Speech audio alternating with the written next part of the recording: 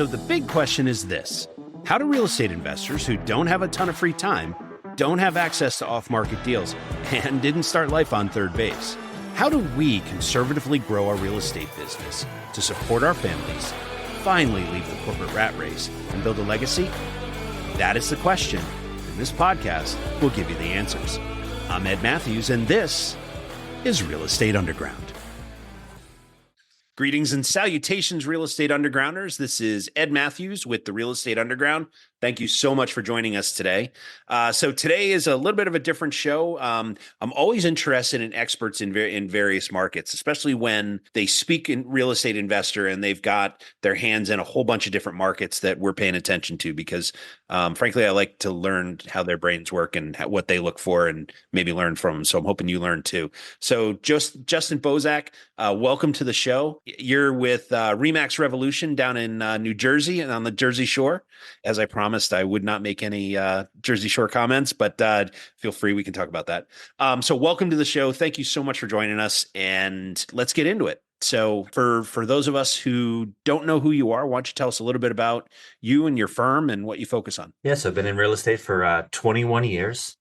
Started out on the phones, just cold calling all day, every day for about 2 years. And I wanted to learn more about the business, went into outside sales from there. I had to kind of beg to get out. I was good at it, so they didn't want me to leave. Right. And really never looked back. You know, I started with a company called Foxton's. Sure. It was like a hybrid, low discount, brokerage, but very cutting edge. But they just kind of faced the 2008, meltdown, financial meltdown. They couldn't hang, went out of business, and formulated a team. Because I was focused just on buyers at that point. So I knew I didn't know where I was going to get my buyers from. So I needed my buddy who was a listing agent to come along and join me, and my other buddies that were making cold calls all day to come and join me. So we kind of band together when teams really weren't even a thing. Brokerages didn't know what to do with us at that point. And, from the team, we outgrew our brokerage. Our brokers didn't know what to do with us either, because we were growing pretty quick and wanted to add all these different services, and they weren't sure because they couldn't offer it to their other agents. So started our own thing. And 5 years later, we went from just a team, of 18 people at that point to now 150 agents spread across 3 offices and opening a 4th very soon. Wow, man. Congratulations. Good for you. That's awesome. And in a really good set of markets, right? I mean, South Jersey is top 10 market in the country, I would imagine still, right? It always has been as far as I've... Still hot. Prices have not dropped out here at all whatsoever. It's crazy. The construction that's happening down here. Just a lot of people from New York and North Jersey just continue to move down in this area. Another hot market is North Jersey. So it is a driver. We are considered a suburb of New York City because we're still within an hour and a half travel time, depending on where you're at in the counties. So, we're doing great. That's good. Congrats. So in terms of the types of deals you're doing, I know you're predominantly focused on single family, which I'm always fascinated by, but you're also a real estate investor. We're going to get into that in a second. But one thing you mentioned when we were talking before I hit the record button was about land development. And so I'm curious about what you're seeing. And, frankly, when you're bringing a deal to a developer or an investor like me, what are you looking for? What are you paying attention to? Yeah, a lot of times you're looking for, obviously what's the upside with the property, or maybe what people aren't seeing, why hasn't this been developed yet? There's a lot of due diligence with land, sometimes as far as utility connections and things, people tend to overlook that a lot. Yeah. There's a lot of research with, depending on what zone you're in, in New Jersey, we have to deal with something called CAFRA and Pinelands areas and, sewer service districts that are problematic. So, a lot of what we do is really do the legwork up front, to figure out, what can be done here. I have no problem, sitting down and figuring out the regulations for it, kind of carving it up, figuring out where the street would go and making sure that it's, the highest and best use is actually to build a street. Sometimes it doesn't make sense. The cost of a street and all those improvements that come along with it, if it's only for 4 or 5 houses and they're on one side of the street, doesn't always make sense. A lot of people they look at it and they're like, oh, but I can build all these houses, but you've got to factor in obviously all your costs. So we've got the calculators to kind of figure that out, and we've really made it easy, I think, for some of the builders that we work with.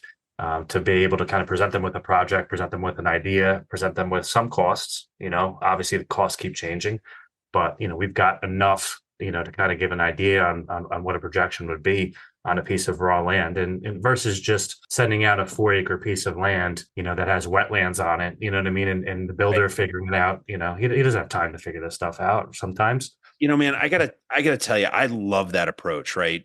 Because coming from sales myself, different sales, right? I was a technology and software geek and all that, but selling somebody, trying to hammer them and get them to do something is so much harder than just making it easy for them to buy and helping them buy, right?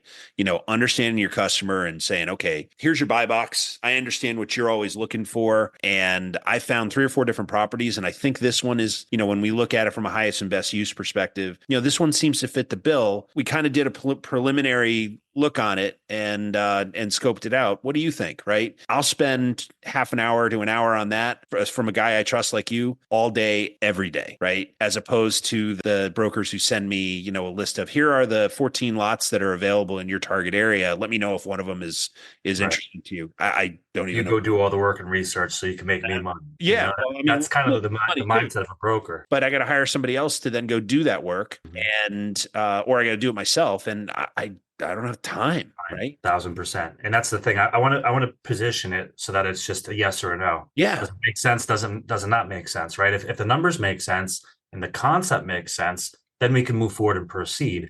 One of the benefits is one of my biggest builders actually also an engineer. So the good thing is I have kind of quick access to engineers when I need to ask them a question and stuff like right. that. Because they'll still do the engineering for other builders as well. And you've Yep. served them, so they trust you and you trust them, so they'll pick up the phone. I mean, and so if you're out there listening to this, one of the things I want to drive home here that Justin has figured out, obviously very early on in his career, is it's a people business, and you just got to help people, be of service, and help people get where they want to go. Guaranteed, the other side of that coin is they're going to turn around and help you get where you want to go, right? 1,000% they become loyal Yeah, because they know you're doing a lot of the front end work. So I actually, not only do I do the job, I guess, of maybe some engineers preliminary, right? I'm not an engineer, but I understand now after all these years how it works.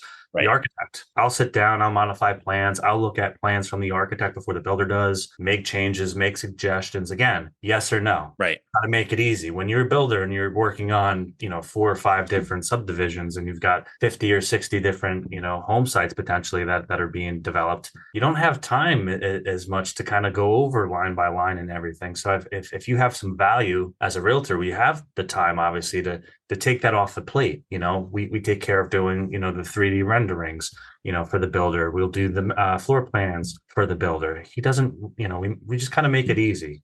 Right. And, I mean, it's invaluable. Like I've got a good friend of mine now that works at Newmark, a different world, right? Multifamily. Mhm. But, whenever Matt sends me something, I drop everything, pay attention to it, do the quick math on it to see if it's something that fits us, because I already know when it hits my mailbox that it fits the, 10 things that I've told him I'm looking for. I know it hits 8 of them out of the box, right? And so I drop everything, I turn around, I do the quick math to see if it pencils.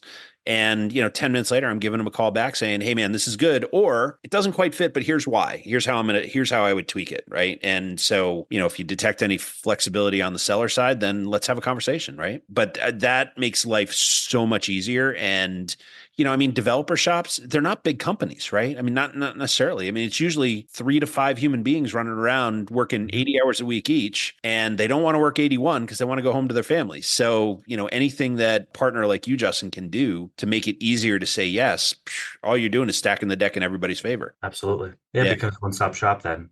Yeah, awesome. So when you're looking at like land, right? So I'm a multifamily guy. So I'm going to be selfish for a minute. So if I came to you and said, "Hey man, I'm looking for a 3 to 5 acre tract. Ideally, it's on a main drag and there's at least 300 feet of frontage, so that I can get utilities, set up pretty quick, and I don't have to go and carve out a road and stormwater management and all that stuff that really costs bazillions of dollars these days." I mean, how would you approach me? How would you, what are some of the things you need to know about me so that you can help? Yeah, so like for our builder, we have some standard models that we use. So I know right off the bat, we're going to do a 60-foot wide, or we're going to, if we can't do a 60-foot wide, we're going to do a 46-foot wide. Yeah. So obviously knowing. So I know what you mean, but explain to the audience what that means. Yeah, so that's the front width of the house, which is usually the biggest determining factor of what you could actually build on a lot. Right. So when you're doing obviously a subdivision, you're taking 3 acres, and let's just say the zoning allows for half an acre zoning. Your frontage is probably going to need to be at least 100, if not a little bit more.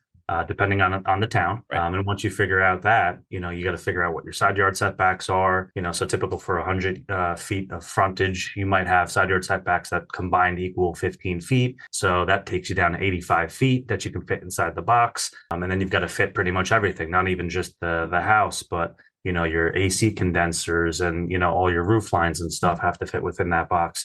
So, we'll do the analysis to figure out, how, based on this township, could we divide this up? And, listen, there's always going to be some horse trading and stuff with the township and going for zoning and approvals. But, at least we come up with a concept. Hey, this is what the township says, we can do based upon the zoning for this town. And then, figure out pricing, from there as far as what the value of that model, would be worth on that lot. Stay with us. We'll be right back. A motivated seller just filled out your web form. If you call back within 5 minutes, you're nearly 4 times more likely to get that seller appointment. But delay your follow-up by even just 10 minutes? Forget it. You're toast. Ella Vista Connect calls that lead back in 60 seconds, qualifies them, and schedules your meeting. Find out how much slow follow-up is costing you. Free calculator at ellavista.com/underground. Right. Yeah. And then it just comes down to the right yield in terms of the number of lots and, what your land cost is. Cause, construction costs, especially in your neck of the woods, is probably 250 to 600 a square foot. Right. I mean, it's really nice places, and that's some pretty we're housing down in your neck of the woods. Yeah, we could probably build for between 150 and 2, depending on the market. I mean, that's not taking into consideration the cost of the land. No, yeah, but yeah. I mean, by the time you get all said and done, I mean, we're selling some houses for, like, I think we just sold one house for $700 a square foot. Yeah, if you can smell salt there, it adds a. Oh yeah, it's right on the bay. So right, no, it's perfect. You can see salt there. Yeah, it's even better. All right, so you're also an investor, single family or multi? You're single, right? So currently single family. So it's a creative finance world that I've entered in over the last year. All right, now you're speaking my language, man. All right, so let's start with the markets. Where do you where are you focused? Where do you have properties now? And then let's talk about the markets themselves. So between Atlanta and Savannah. Okay. So the property, my business partner has property in Statesboro. He lives in Atlanta, which is why I'm investing down in that area. And then Savannah, Georgia. We're doing property there now. And then also in Florida, pretty much from Orlando to Tampa. And are you building or are you buying? Okay. Buying and rehab for the most part. 3-bed, 2-bath, 2-car garage, ranches, dime a dozen, 16, 18, 100 square feet. Nothing crazy. Now 90 days, that kind of thing. Yeah. Now, good property for your blue collar worker. The cost to build those things, you couldn't build them for what you're acquiring them for. So, and then the cost of renovation, they're pretty easy renos. Yeah. I mean, I love ranches because you can get at everything without having to shred the place, right? So in terms of the properties themselves, when you're done with your rehab, what are you doing with them? You holding them? You flipping them? Holding them. I mean, we've flipped over the years and we look back, and how can you not look back and say, I wish I held that property? There's not a property that we've sold and flipped that we don't wish we still had in our inventory. I flipped 70, 80 houses maybe 100 houses over the years, and I miss every single one of them. Which is why I'm in multifamily now, because now I'm still doing the, hey, we buy crappy stuff and we fix it up, but now we keep it, right?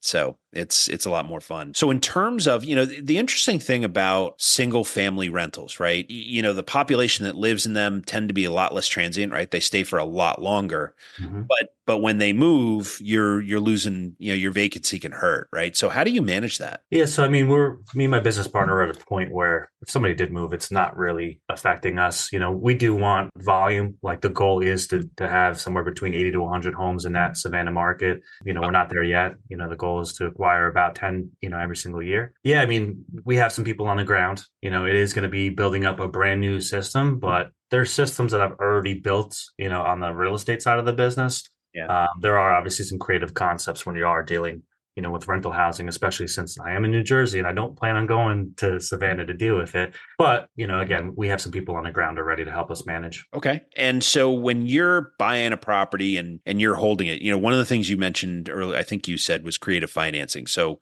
tell me a little bit more about that. That seems to be more how you're buying it rather than how you're keeping it, right? Yeah. So joined something called Sub 2 earlier last year. Was hearing all these creative, things that the founder Pace Morby was coming up with. And I really felt like, how do I not know all this stuff? Like, how is this even possible? Like, I want to see the paperwork. I was just very, very interested in it. Because I felt like if I knew this in the past, I could have done more deals. So joined, I think, was September, went through the course and, right from there, acquired a property pretty quickly.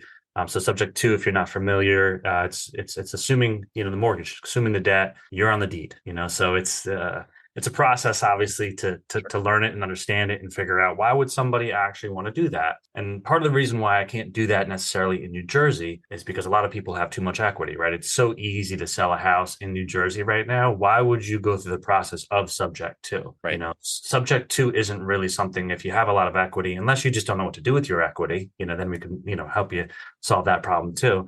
But it allows you to take over the mortgage, so that way, you're not coming to the table and paying to sell your house, right? And or maybe I can pay more. I don't have to pay 70 cents on a dollar. You have a 4% mortgage rate. Right. And I'm looking at it more long term. Well, my payment's going to be less. I don't have to deal with hard money. I'm not paying 8%, 9% for a fixed. I don't have to worry about DSCR loan. I could just assume, that mortgage, the payment's fine, so it'll cash flow. Right. And long term, obviously, with more cash flow, I can do more deals. The house that we did in Savannah, 2 mortgages. First was 6%, which is high, but $70,000 of the, which is a second lien, no payments, no interest for 40 years. 40? 40, yeah.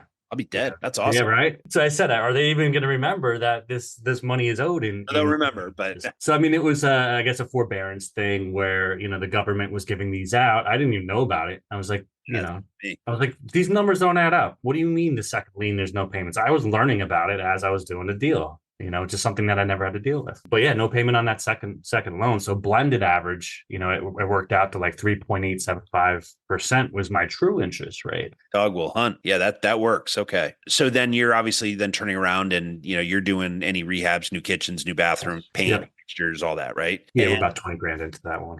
Okay. All right. And you turn around and rent it for whatever you rent it for, and it's cash flow positive, which I love. Yeah, we're going to cash flow $700 a month on that one. Oh, that's nice. On a single family? Ooh, that's single cool. Fam. Yeah, that's why I'm looking at it as I'm buying these low mortgages. I'm not technically looking at it like I'm buying this house. No. I'm only buying this house because of the mortgage. Right. And, it's interesting because, and I have a really close friend of mine, Dave DeVito, up here that is a real estate investor and a realtor and a wholesaler. And, it's interesting to be able to walk into a situation with a seller and have all those clubs in your bag to solve their problem. Right. So obviously, if they're selling it subject to, there's some sort of stressor there. Right. And they're trying to solve that. And, being able to walk in a realtor and say, hey, if you need top dollar, there's kind of 2 ways I can do that. You can help me by allowing me to find it, to take over your loan. And then we can work out a secondary to get you to the number that makes sense for you. Or I can sell it for you on the open market as a realtor. Right. But, having all those clubs in the bag, so to speak, is got to be really valuable because, even in a non-stress situation, you're still solving a problem, right? Hey, my job moved to California. I got to go. Right. And I've got 60 days to work it out. Can you sell this property for me? And so it's got to be pretty gratifying as well to be able to walk in knowing that pretty good chance, no matter what the situation is, you probably have a solution that's going to make it work for the seller, which is pretty cool. Correct. Yeah, it was either, hey, you can short sale it, or I can give you, $5,000 in your pocket. Crash credit for 3 to 5 years. And, or, let me at least pay the freight on helping you pick up the pieces and move on. Right. And it's a beautiful thing. So when you're looking for markets, the Savannah market, I get, because you've got a partner down there, Orlando to Tampa, when you look at a map, you think, oh, that's not that far away. It's really far away. Right. So, do you have another partner down there, or are you doing that remotely? Like, how are you managing that operation? Yeah. So my business partner is in commercial construction, telecom. So one of his employees is his project manager. He works remote from Florida. So he's kind of more office based. So Gotcha. he's right outside of Tampa. So that's a house that just kind of popped up, 0% seller finance deal, 0% interest. Wow. So that was one we were like, all right, we're going to figure this out. We're just going to take it. I closed on that deal in 3 days. I'll bet. I mean, I've got one of those too, and I got a phone call in the morning. I spoke to him for 10 minutes. I drove by the house 20 minutes later, and an hour after that, it was under contract and let's go. Right. And it's a beautiful thing. And, it's funny. I don't do those anymore because I don't market to that asset class. But, that's actually one of the other things that I'm curious about. When you are creating deal flow, right? Are you throwing out a net and whatever is in that marketing net, whether it's a potential brokerage client versus a real estate investment client of some flavor, are you marketing to different people in different ways, or is it just because you segment it by market, right? Your realty business is in New Jersey, and you are doing the classic, I'm going to suck the oxygen out of these 5 neighborhoods, and they're going to know who I am and be the obvious choice. And then down in Florida and Georgia, it's a different process. Like, how does that work for you? How do you manage that? So these deals actually came from being part of Sub 2. So there's a community, there's 13,000 people in there. So you have people that are assigning deals, that can't take these deals down. That's what happened. Both of these deals, they wanted to buy them. They just did not have the cash. So instead of buying them, they assigned them. So right. I paid $50,000 in assignment fees combined for those 2 deals. So trust me, I am setting up the system now to hunt and get those deals on my own. Right. We're working through that process now. So talk me through that. Like, what's the approach? So the approach is really, it's pretty similar to kind of the real estate side of the business. So, Batch Leads is a company that provides, data on mortgages, and, pretty much it's like an MLS without it being an MLS. Right. You could skip Chase through there.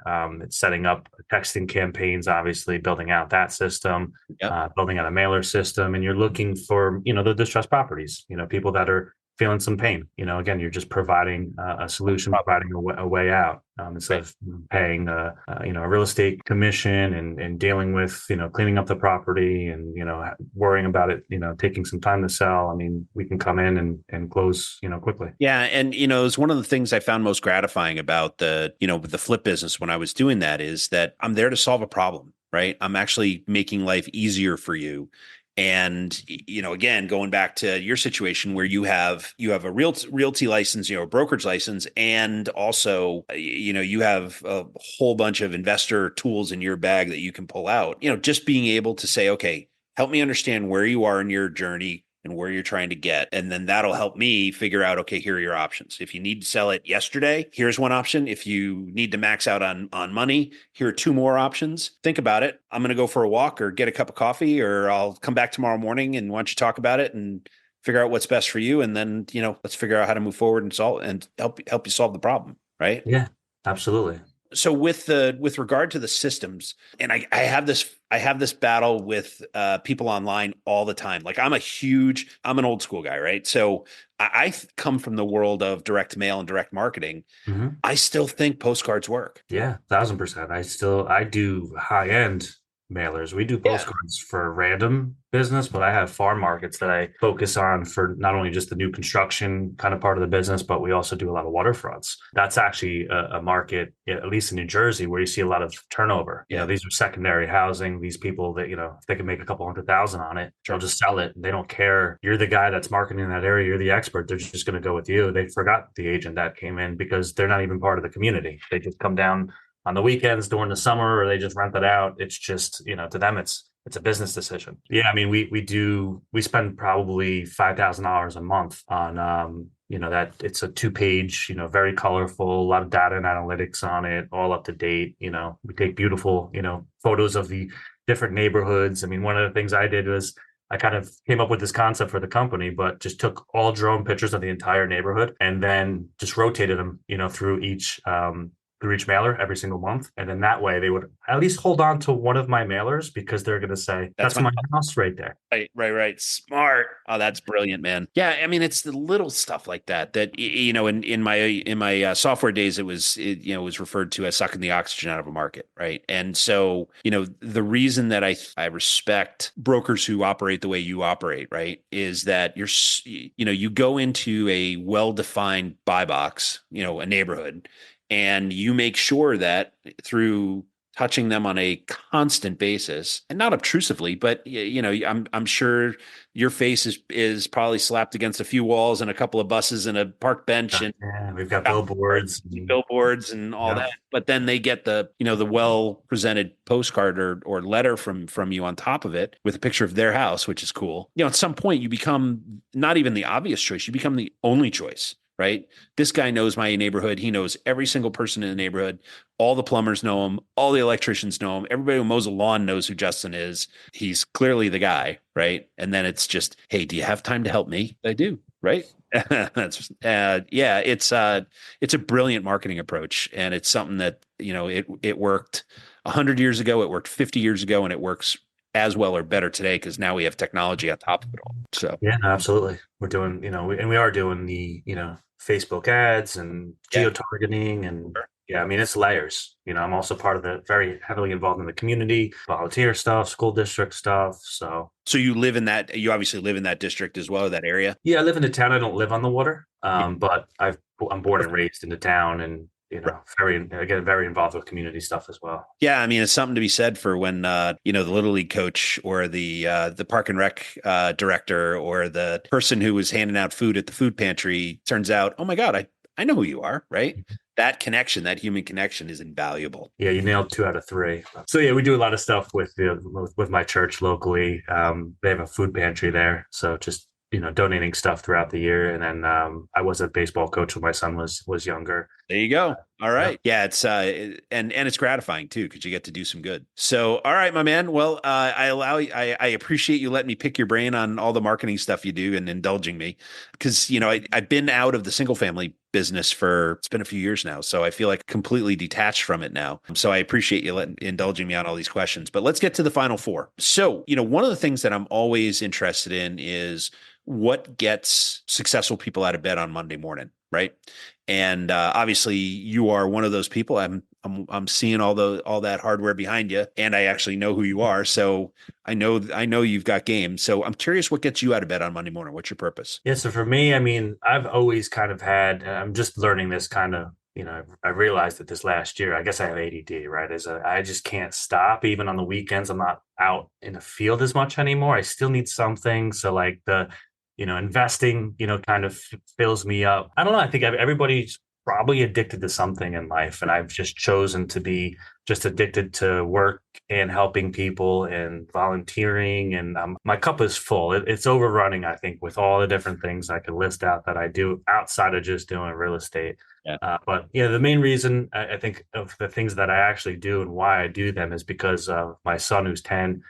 He has autism. So even like the investment part of it, I'm like, in 10 years, like I really might have to have be doing something where he can be with Right. me, so he can, just hang out with me. We'll just drive around or do whatever, check up on properties. I don't know. We'll figure it out. Super assistant of some sort, right? Yeah, yeah. So it's setting up the future and then having that income, also to pass down, So that's why long-term rental really fits the box because, at some point when I'm not here, I still have created some wealth and some income. So I definitely want to get into the multifamilies in the future. The single families are a step to get to that point. So Yeah. But I mean, you don't have to, right? I mean, it just comes down to how intense you want your management process to be. You want to manage 80 properties or do you want to manage 2 that have 80 units in them, right?